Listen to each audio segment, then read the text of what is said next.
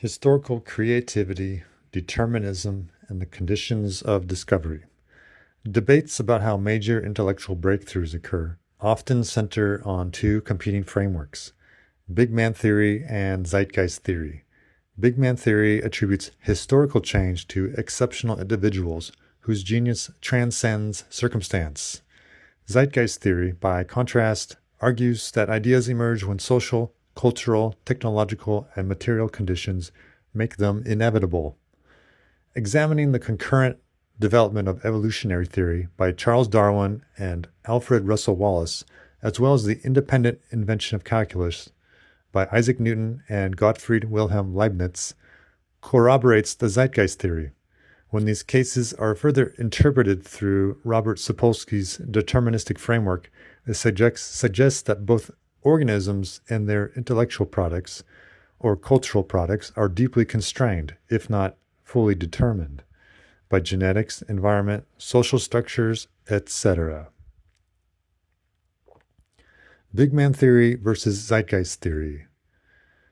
Big man theory, popular in the 19th century, holds that history is driven by rare individuals of extraordinary intellect, will, or moral force. In this view, figures like Darwin or Newton appear almost mythic, innovators whose ideas would not have existed without them. Zeitgeist theory challenges this narrative by emphasizing historical readiness. It argues that when knowledge, tools, institutional support, and cultural needs converge, multiple individuals are likely to arrive at similar conclusions independently. Genius, in this account, is not denied, but reframed as a statistical outcome of shared conditions rather than a miraculous anomaly. The strongest evidence for zeitgeist theory lies in cases of concurrent synthesis, where the same idea emerges independently in different minds at roughly the same historical moment. Have you had an idea that you thought was original and your own, only to discover through further research, like on the internet, that someone else already has the idea or was an idea in the past? Are these theories useless academic exercises? Does any one person truly adopt just one of these theories? Are they extreme positions of a more nuanced and complex reality that you already understand intuitively? Can an amalgamation of both theories more precisely describe the complexities of reality? Why can't cultural and institutional structures enable learning and sharing, and permit certain individuals with certain superior creativities to connect ideas and synthesize new ones?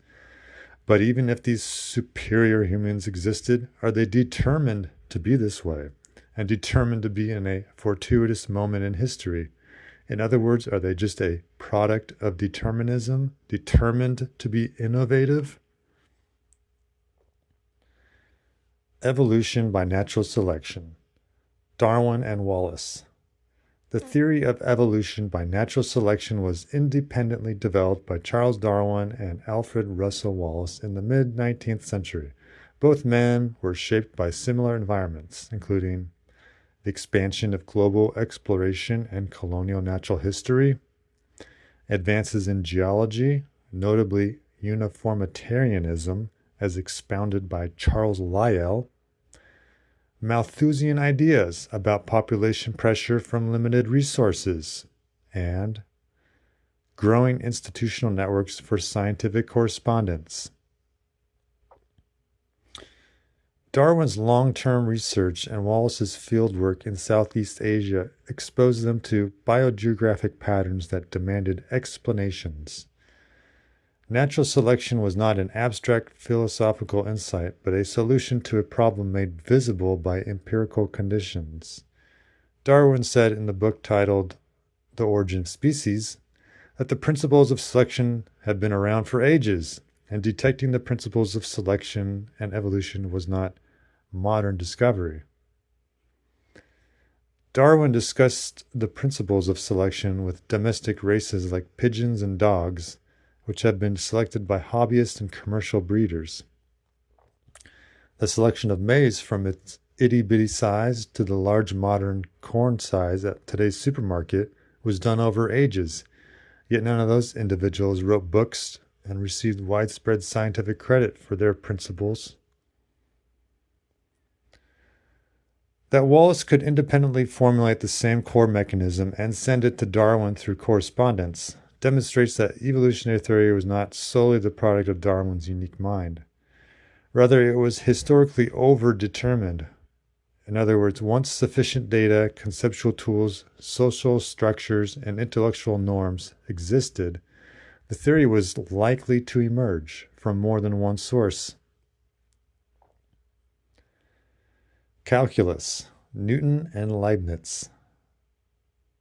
A similar pattern appears in mathematics. Isaac Newton and Gottfried Wilhelm Leibniz independently developed calculus in the late 17th century. Both were responding to advances in algebra and analytic geometry, the needs of physics and astronomy, and institutional support from emerging scientific academies.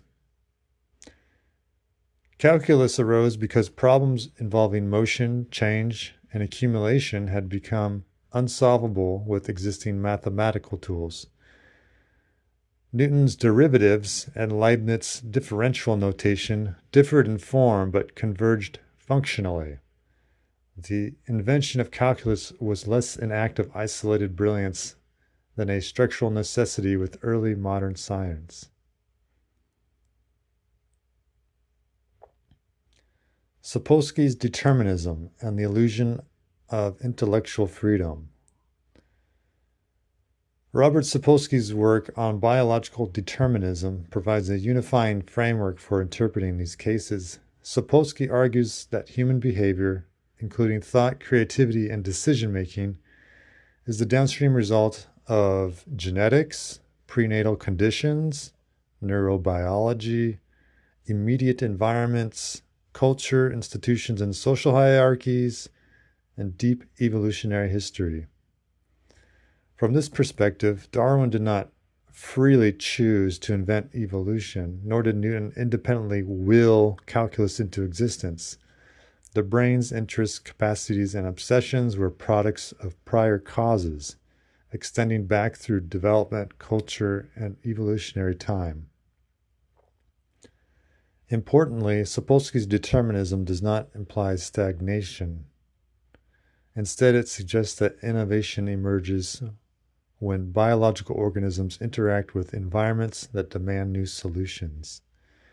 When conditions change, organisms adapt within the constraints imposed by their biology and history, suggesting a deterministic pathway, or at the least, a constrained space of possibilities.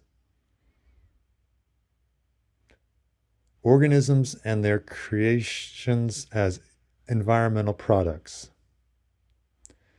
Evolution itself exemplifies this logic. Natural selection does not produce traits because they are ingenious, but because they are viable within specific environments. Likewise, human intellectual creations, scientific theories, mathematical systems, technologies, are adaptive responses to ecological, social, and institutional circumstances and pressures. Social structures like family, education, religion, economy, government, and law, social class, gender stratification, and communities shape how humans think of ideas and how they interact with one another and their external reality. Genes and environment determine the direction of how ideas progress. Calculus emerged because early modern societies required precise tools to model motion, engineering, and astronomy. Evolutionary theory emerged because 19th century biology required a unifying explanation for diversity, extinction, adaptation, and origin of species. These ideas were not arbitrary, they were selected for by intellectual ecosystems. In this sense, ideas function analogously to biological traits. They, 1. Arise from constrained variation, genetics, education, culture. 2. Persist if they solve pressing problems. And 3. Spread through social and institutional mechanisms. The deterministic forces are much easier to observe in simpler organisms than in humans and their intellectual creations. Bacteria are simple single-celled organisms responding to environmental factors like light and nutrient gradients, changing the direction and speed of their flagella to move as a function of these gradients. Moving to multicellularity becomes more difficult to observe deterministic mechanisms due to the increased complexity. As we move to think about the multicellularity of plants, plants rely solely on the immediate environment, their growth dependent and determined by environmental circumstances like water, sunlight, and nutrients. With animals, like humans, the determinism is less conspicuous and becomes theoretical because humans are complex and we lack the instruments to measure and trace the causal paths as they get lost in the highly complex neural networks within the animal body. It is difficult to track the movement and synthesis of ideas through social networks and through human neural networks. Conclusion. The concurrent developments of evolutionary theory and calculus are two examples that appear to weaken big man theory and corroborate zeitgeist theory. When viewed through Sapolsky's deterministic lens, these cases suggest an even deeper conclusion. Individual thinkers are nodes in causal networks, not autonomous originators. Human creativity, like biological evolution, is shaped by forces that precede conscious intention. Ideas emerge not because individuals transcend causation, but because they embody it. Under the right genetic, cultural, and environmental conditions, certain discoveries become not just possible, but inevitable.